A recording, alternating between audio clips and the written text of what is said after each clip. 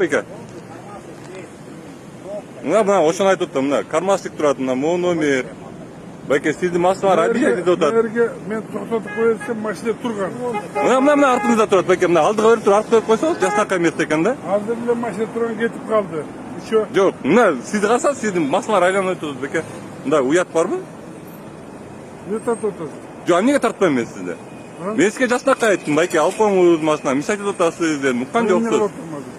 Алып коюңуз. Алып коюңуз, мында адамча коюп коюңуз. Местаңыз. Сиз албай атсаңыз токтойм да. Сиз албай атпайсыз коюм машинаны. Албай атпайсыз. Мына сизге жакшыраак сөз менен айттымбы, токтоп туруп.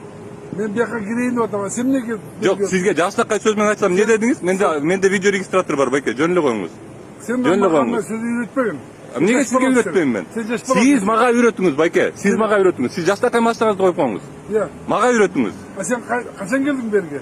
Жок, мен сизге дабыл айтып атам. Сиз мага үйрөтүңүз. Сиз мага үйрөтүңүз. Пример болуңуз сиз магачы. Атыңыз ким байке? Мына достор, ушундай байкелерибиз үчүн өнүгүүсү жок биздин Кыргызстанда. Мондай машиналарды айдашат дагы.